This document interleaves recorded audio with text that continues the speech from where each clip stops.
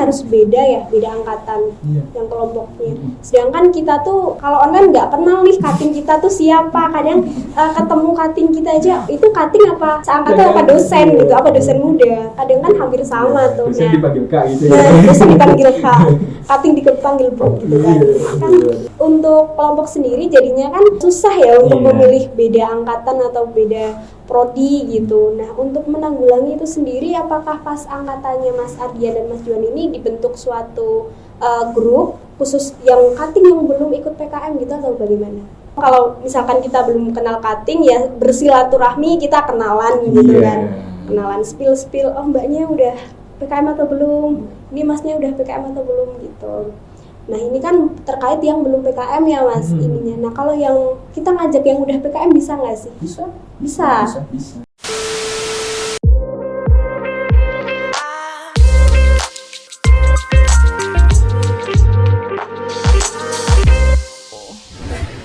Assalamualaikum warahmatullahi wabarakatuh. Halo ekonomi muda, selamat siang, selamat bergabung dan mendengarkan podcast perdana kami yang pertama, Pokeri Podcast with Career. Nah, di podcast ini kami akan membawakan sebuah tema yaitu How to PKM. Nah, bagaimana caranya kita menulis PKM, bagaimana kita menulis sebuah ide menjadi suatu gagasan. Nah, di sini kita akan mengulik terlebih dahulu apa itu PKM. PKM atau Program Kreativitas Mahasiswa merupakan program yang digagaskan oleh Kemenristek Dikti Republik Indonesia untuk mengembangkan mahasiswa menjadi mahasiswa yang kreatif, inovatif, dan juga berdaya saing pada saat lulus nanti. Sebelum kita berbincang lebih jauh lagi, perkenalkan saya Ani Farihah dari Kementerian Kajian Strategis dan Advokasi, Badan Eksekutif Mahasiswa Fakultas Ekonomi Unisula, yang akan menjadi moderator dan juga pemandu kita ketika berbincang nanti. Di sini kita udah ditemani sama teman-teman ekonomi yang muda kita yang sangat luar biasa, kreatif, dan juga sangat prestasinya luar biasa ya. Dan yang pertama ini ada Mas Ardian Oktavianto Wicaksono, itu dari S1 Manajemen Angkatan 2018. Dan yang kedua ada Mas Johan dari Manajemen Angkatan 2019. Yang selanjutnya mari kita sapa dulu teman-teman kita, teman-teman yang berprestasi ya tentunya. Yang pertama itu ada Mas Ardian. Halo Mas Ardian. Halo, gimana nih kabarnya? Alhamdulillah baik. Alhamdulillah baik ya. Nah, untuk Mas Juan sendiri gimana nih? Alhamdulillah luar biasa. Luar biasa ya, berarti bersemangat untuk membagi ceritanya, sharing dengan teman-teman ekonomi yang muda kita. Oh iya, boleh. Gak perlu lama lagi, kita langsung ke pertanyaan kuesioner yang udah BEM-FE lakukan di IG BEM-FE ya. Pada beberapa hari kemarin itu ada beberapa pertanyaan terkait apa itu PKM, bagaimana caranya dan prosedurnya. Khususnya mahasiswa semester 4 ini kan rada kebingungan ya, apalagi transisi dari kuliah online ke offline gitu. Jadi kayak bingung apa sih gitu. Belum ada temen nih gitu, pasti ya bingung gitu kan. Nah, untuk yang pertama sendiri nih, ini ada pertanyaan yaitu apa itu PKM? Nah, dari Mas Ardian sendiri apa sih PKM itu? Kalau dari saya, PKM itu yang pertama yaitu merupakan program kreativitas mahasiswa yang mana PKM itu sendiri dari Kemendikbud sebenarnya, Kementerian Pendidikan dan Kebudayaan. Kemudian di dalam PKM itu kita memberikan suatu ide, gagasan, pemikiran kita yang tentunya belum atau kita hanya memodifikasi dari penelitian sebelumnya. Modifikasi berarti ya Mas? Ya, bisa jadi modifikasi, bisa jadi kita membuat sebuah inovasi atau membuat kreativitas baru yang belum pernah ada di PKM maupun di penelitian sebelumnya. Berarti itu inovasi baru ya, sebuah gagasan baru banget, fresh itu. Oke, kalau dari Mas Ardian sendiri itu gagasan yang fresh, baru, kita juga boleh amati tiru modifikasi tapi nggak boleh sama gitu ya Mas, benar banget. Kalau dari Mas Juan sendiri gimana nih, apa itu PKM? Oke, mungkin ini ya dari aku ngasih gambaran umum aja ya, karena Iya. tadi spesifiknya udah dijelasin Mas Ardian. Betul banget. Jadi setauku PKM itu merupakan salah satu implementasi dari program yang dicanangkan oleh PBB. Jadi di PBB itu ada program yang namanya SDGs, yaitu maknanya pembangunan berkelanjutan. Nah, di PBB sendiri program pembangunan berkelanjutan itu dicanangkan untuk 15 tahun, jangka waktunya 15 tahun. Nah, kebetulan di PBB kemarin program itu mulai startnya itu untuk tahun 2015 sampai tahun 2030. Nah, salah satu yang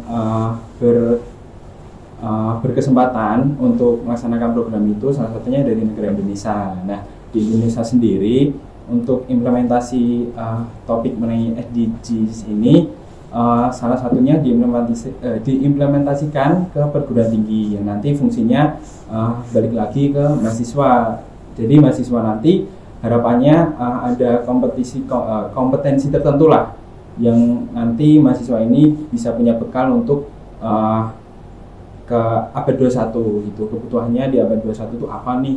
Nah, itu nanti mahasiswa dapat bekalnya dari PKM ini gitu. Oke, jadi ini Indonesia termasuk negara yang beruntung juga ya, Iya, beruntung mendapatkan banget. kesempatan untuk PKM. Jadi nggak boleh disia-siain lagi ya teman-teman untuk PKM ini. Nah, ini kan mungkin banyak nih yang pertama bertanya gitu, PKM itu wajib gak sih aslinya untuk angkatan 2018 sendiri nih, gimana? PKM? Kalau di angkatan saya, untuk PKM itu sendiri itu sebagai syarat untuk mengikuti pendadaran, Oh, gitu. yang mana kita diharuskan atau diwajibkan untuk mengikuti PKM itu. Jadi untuk angkatan 2018 sendiri wajib ya? Wajib. Oke, wajib. Kalau dari angkatan 2019 gimana nih? Sama sih ya. Jadi di angkatan 2019 itu masih diwajibin juga. Jadi untuk PKM itu memang jadi syarat kelulusan juga tuh. Makanya dari teman-teman 19, 18 juga dan ke atasnya kita ini memang benar-benar mantepin tuh di PKM. Kita manfaatin bener itu. Karena kalau nggak ikut itu kan kita nggak bisa lulus juga. Ya, itu salah satu pendorong juga Iya, ya, motivasi. motivasinya. Motivasi biar bisa lulus. Iya, betul. Syarat lulus Syarat bener lulus, banget. Nah, untuk angkatan 2018, 2019 itu kan wajib. Nah, untuk angkatan 2020 menunggu SK terbaru gitu ya. Jadi jangan khawatir, tapi walaupun itu wajib atau nggak wajib harusnya ikut ya. Indonesia kan beruntung Harus, banget iya. gitu dapat kesempatan itu. Nah, untuk ini sendiri PKM itu tujuannya tadi untuk memajukan generasi ya, lebih ke inovasi biar kritis, ya, gimana caranya untuk menggali sebuah ide. Nah, untuk prosedurnya sendiri gimana dari Mas John atau Mas Ardian dulu? Oke, kalau dari aku prosedurnya kemarin tuh yang pertama ini ya, kita gali dulu informasi tentang PKM itu gimana. Nah, biasanya dari fakultas itu udah nyampein semacam sosialisasi sih. Paling nggak tuh di medsos tuh biasanya ada. Nanti bisa deh dicek medsosnya FMI Sula ya. Nah, itu kita cari informasi dulu. Ketentuan PKM untuk periode depan tuh kayak gimana? Karena kan tiap periode bisa aja Berbeda. ganti ketentuan gitu. Yang pertama itu. Kemudian yang kedua mungkin lebih ke pembentukan tim. Nah, jadi memang yang harus kita lakukan untuk ikut PKM itu tim. Jadi kita cari nama dulu nih, cari teman kira-kira yang mau ikut tim kita siapa nih gitu. Kemudian mungkin seterusnya bisa ikuti ketentuannya gitu dari fakultas seperti apa kayak gitu. Oke, berarti kalau untuk ketentuan dan prosedur itu udah ada di webnya Kemendikti ya, yang Ada. Kemendikti. Oke, kalau dari angkatan 2018 gimana nih, Mas? Ya sama sebelumnya. Pertama tuh pasti dari UNIF sendiri pasti dapat kayak sebuah undangan dari kementerian, kemudian dari universitasnya sendiri langsung memberikan info-info tersebut kepada fakultas. Yang mana yang kita ketahui bahwa PKM atau program kreativitas mahasiswa itu diadakan setiap setahun sekali. Yang tentunya biasanya dari Fakultas Ekonomi itu sendiri sudah mempersiapkannya jauh-jauh hari, sehingga ketika pihak universitas ingin menyampaikan, kita tuh udah siap dan kita tinggal kayak merevisi beberapa bagian yang akan digunakan untuk fakultas ke universitas, kemudian dari universitas untuk upload ke Simbol Mawa itu. Oke, berarti untuk prosedurnya masih sama ya, angkatan 2018 sama 19 itu kita tetap lihat di webnya, dan juga jangan lupa pantengin IG FE Unisula. Di situ bakal banyak banget info-info dan juga bakal ada info terbaru biar kalian gak ketinggalan. Follow IG-nya ya. Nah, bagus harus nih. follow. Harus follow. Kalau nggak follow nanti ketinggalan info. Bener banget. Nah, untuk ini tadi kan Mas Johan bilang ada kelompok. Nah, untuk kelompok sendiri itu milih sendiri atau dipilihkan ya? Oke, kalau di tahun ngajuin PKM itu untuk kelompoknya kita nyusun sendiri. Milih sendiri ya? Milih Mas? sendiri, benar. Jadi kita perlu siapa aja yang terlibat di kelompok kita, di tim kita, itu kita yang nentuin sendiri. Tapi yang harus diperhatikan nih, ini memang ketentuannya tetap sih dari tahun ke tahun itu sama. Jadi walaupun milih sendiri, tapi harus ada yang beda angkatan, minimal satu orang beda angkatan. Itu mungkin. Kemudian untuk maksimalnya, kalau tahunku kemarin maksimal tuh 5 orang, kayak gitu. Kemudian minimal semester 3, maksimal semester 5 ketika ngajuin itu. Oke, kalau dari angkatan Mas Ardian gimana nih? Sebenarnya sama. Sama ya, untuk maksimalnya 5 orang dan untuk angkatannya beda. Nah, untuk program studinya apakah harus beda gitu? Sebenarnya beda bisa, Iya. cuman kayaknya untuk bersinergi dengan fakultas lain tuh kayak keterbatasan gitu. Oh, Jadi keterbatasan. Kadang kita lebih terpaku sama fakultas kita sendiri. Ya, apalagi teman-teman kita ini Iya. online ya, Iya, pasti betul. temennya kan itu-itu Iya, aja iya, gitu. benar. Mungkin juga perlu adaptasi. Nyari teman susah. Nah, nyari teman susah. Terus untuk ini, apakah misalkan PKM-nya milih PKMPI kan lebih ke teknologi, terus ada PKMK dan berbagai PKM lainnya itu, misalkan kita anak akuntansi milih PKMPI, apakah harus sama dengan anak teknik elektro atau harus teknik industri atau bagaimana, Mas? Dari Mas Ardian dulu.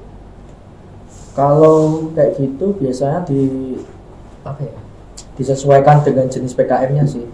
Kalau dan sesuai kemampuan si mahasiswa itu sendiri. Dimana kalau kamu berani ngambil itu berarti resikonya kamu harus bisa setidaknya bisa di bidang itu. Ya, makanya dianjurkan untuk mengambil dari fakultas lain.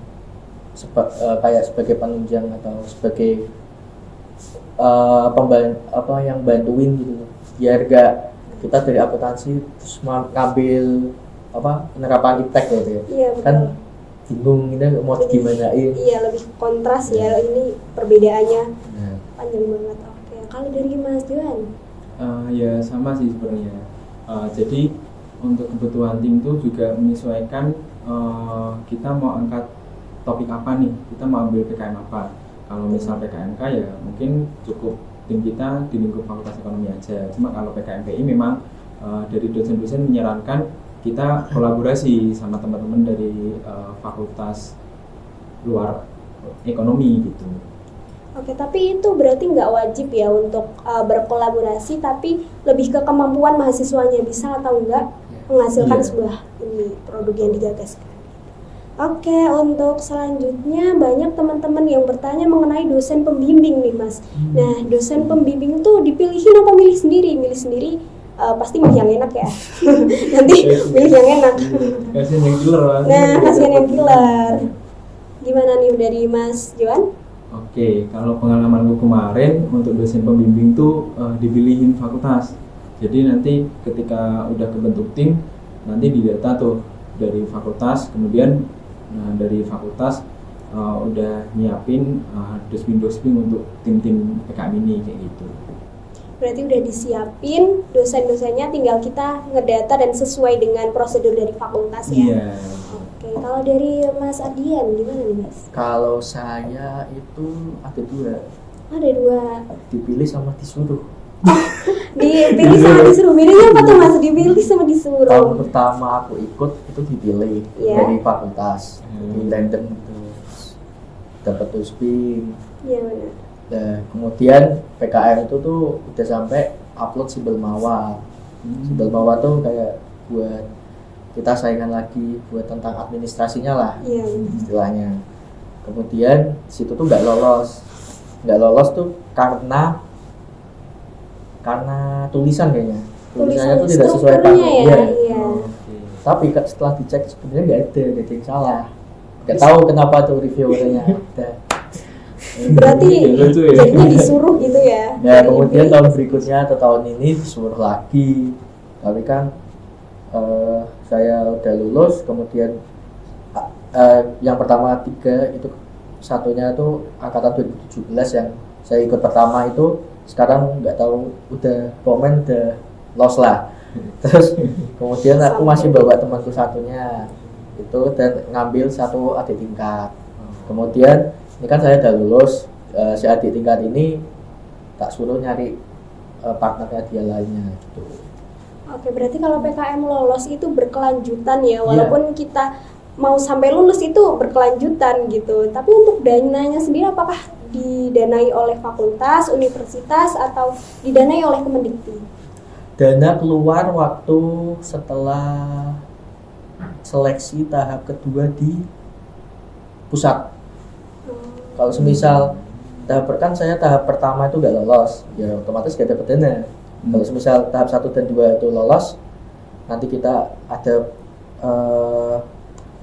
logbook ya, logbook, dan itu sudah dibiayai sama mereka, sama dari Kemendikbud. Tapi saya lihat panduan tahun ini, tahun 2022 itu sekarang ketentuannya perguruan tinggi ikut andil ya? Iya, ikut andil. Ikut andil mendanai berarti ya? Iya betul. Tahun kemarin Jadi memang di tahun ini ya, ini sharing juga, memang dari perguruan tinggi ternyata nyediain dana juga untuk kebutuhan tim-tim PKM yang nanti diserahkan di kompetisi nasional gitu.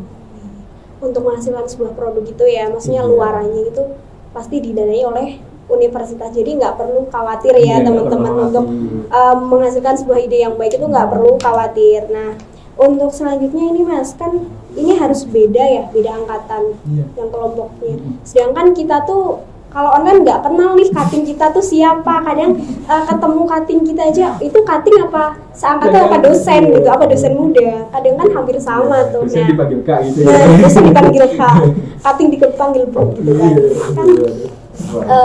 Kan untuk kelompok sendiri jadinya kan susah ya untuk memilih beda angkatan atau beda prodi gitu. Nah, untuk menanggulangi itu sendiri, apakah pas angkatannya Mas Ardian dan Mas Juan ini dibentuk suatu grup khusus yang cutting yang belum ikut PKM gitu atau bagaimana?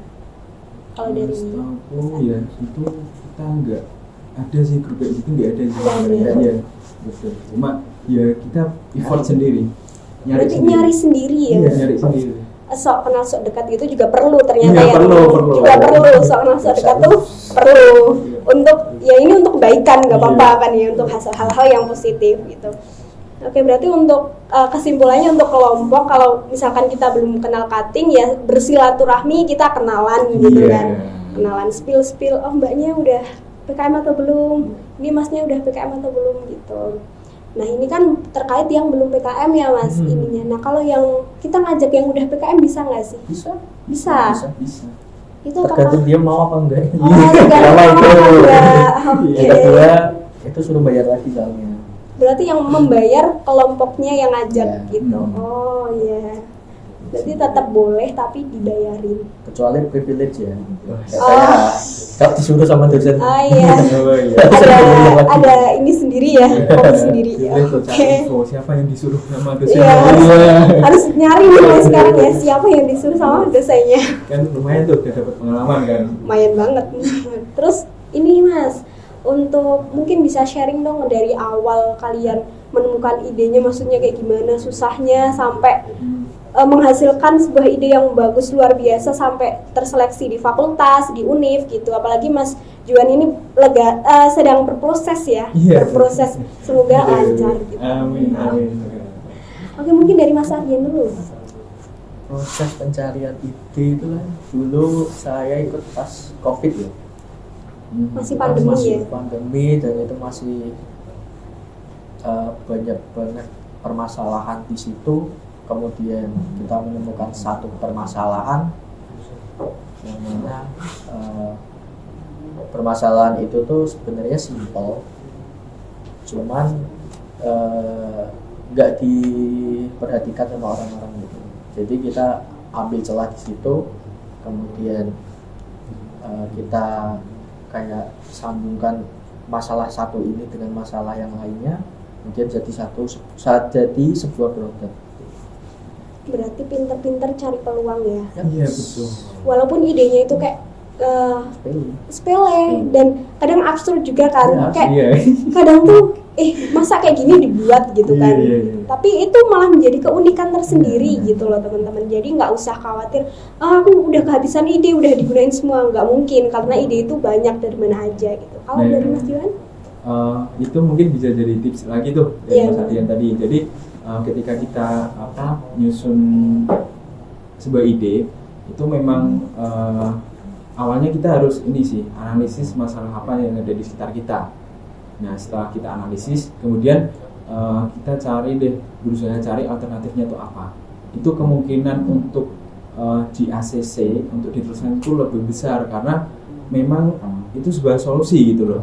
Jadi memang ini sebuah tips juga, ide itu memang lebih bagus, lebih afdol itu kalau kita berupa solusi di permasalahan sekitar kita kayak gitu. Jadi menghasilkan solusi untuk masyarakat Iya, gitu ya. betul. Walaupun itu hal yang sepele banget, tapi nggak diperhatiin. Dan nggak diperhatiin itu memunculkan suatu problem tertentu gitu. Iya. Jadi pintar-pintar cari peluang gitu intinya ya teman-teman. Nah untuk selanjutnya nih ada yang bertanya, kan di fakultas lain itu boleh dari semester 1 gitu kan Mas. Nah untuk di fakultas ekonomi sendiri di tahun 2018 sama 19 itu kayak gimana Mas? Boleh dari semester berapa nih mulainya? Kalau aku dari semester awal udah boleh. Semester 1 boleh ya Mas? Semester 1 2 ya. Udah boleh. Oh, 1-2 berarti kalau semester 1-2 kita daftarnya awal semester 2 gitu. Iya, awal semester 2 kayaknya. Februari ya? Februari apa Maret gitu. Itu dapat pemberitahuan ya dari Pemberitahuan dari fakultas. Jadi jangan khawatir ya, tetap dapat pemberitahuan. Dari Tapi Mas Johan? beda ya berarti ya Mas Ardian ya. Jadi kalau di tahun ini malah minimal semester 3, maksimal semester 5. Jadi sharing juga ya pengalaman dari tahunku. Memang di tahunku itu dibuka ketika semester gasal itu pendaftaran PKM. Jadi teman-teman yang semester 3 atau 5 baru bisa ikut PKM. Kalau di bawah semester 3 ya nggak bisa gitu. Oke. Berarti untuk semester genap nggak dibuka ya? Nggak dibuka. Nggak Pak. dibuka. Tapi kalau untuk anak EI itu gimana Mas? Boleh berarti mengikuti PKM-nya cutting gitu ya? Iya boleh, nggak apa-apa. Oke, boleh ya berarti.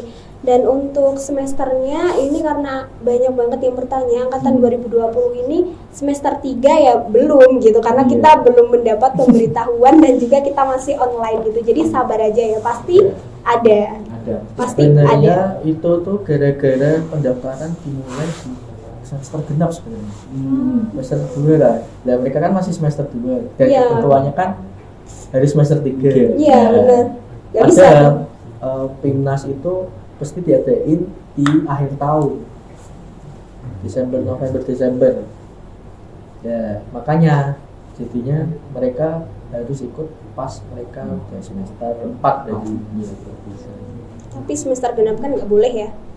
Jadi ya Ya nanti kan hitungannya genap nanti. iya sih. Jadi ngikutin panduan aja Iya. dan juga pemberitahuan dari Sebenarnya fakultas. bisa kalau Iya. semisal di semester gasalnya atau semester 3-nya itu buka lagi Oh, kayak gitu. batch kedua atau apa pendaftarannya gitu kan. Jadi mereka udah bisa kan, kalau udah semester 3 ketentuannya kan dan juga minimal semester 3. Jadi bisa. Dan misal kita daftar 2021 nih, berarti perlombaannya tuh nanti dibuka di 2022. Kayak ini ya terakhir penutupan kemarin kan. Jadi sebenarnya mereka bisa, cuman ya gara-gara di fakultas itu sendiri pendaftarannya dibuka pas mereka semester 2, jadi mereka nggak bisa ngikut.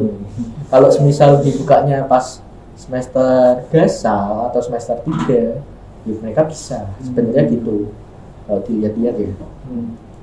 Oke, berarti emang harus up to date juga sama info gitu. Terus juga misalkan fakultas belum ada info, kita nyari sendiri gitu. Ada IG-nya di pkm.dikti. Di IG-nya gitu ya, bisa dicari ya teman-teman.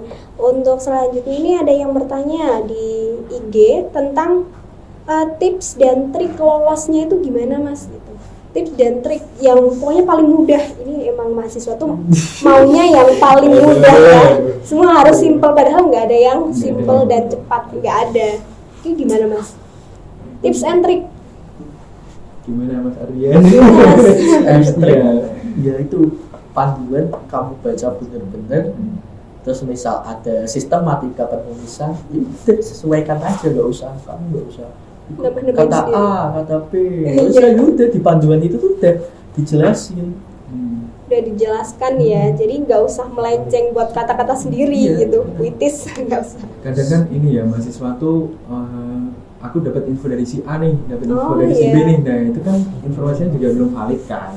Nah jadi kita karena ada panduan, mending itu deh lihat panduan aja, itu udah cukup lah sebenarnya. Ya, jadi lihat panduannya ya. Iya benar. Panduannya udah lengkap banget, tinggal diteliti dan ditelusur lebih dalam lagi.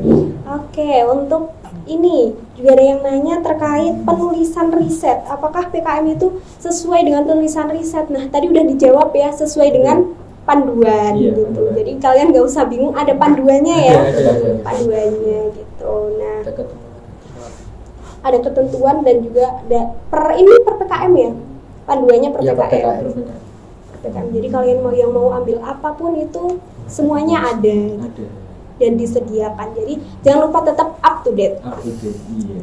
Tetap up to date. Nah, ini juga ada yang nanya lagi Mas terkait materi. Nah, materi misalkan kita itu berkolaborasi, misalkan 2 kelompok itu berkolaborasi, boleh nggak sih gitu? Padahal kan ini kelompoknya satu-satu ya. Maksudnya gini, 2 kelompok itu mempunyai gagasan yang hampir sama, tapi berbeda. Boleh nggak sih Mas? Hampir sama. Nah, kalau kayak gitu, ya harus mengorbankan 1 orang. Misal kalau mereka satu timnya ada 3 kan maksimal 5. Kalau misal kayak gitu ya harus mengorbankan 1 orang. Iya benar. Ya kalau misal sama berkolaborasi ya nggak mungkin. Nggak mungkin ya, kan harus punya pemikiran sendiri-sendiri dan juga nanti malah dikira plagiasi ya. Plagiasi. Oke. Ini yang terakhir nih, ada minta ini, kira-kira pendaftaran tahun ini tanggal berapa ya Kak? Kira-kira tanggal berapa nih? Dan juga bulannya nih, spill bulan deh. Tunggu fakultas ya. Jadi teman-teman tunggu fakultas, ada pemberitahuan dan SK-nya gitu. Jadi tetap diberitahu. Jangan lupa follow IG. Tetap diberitahu kalau ada follow IG gitu kan. Mungkin ada closing statement dari Mas Adian dan juga Mas Tuan. Mas Adian.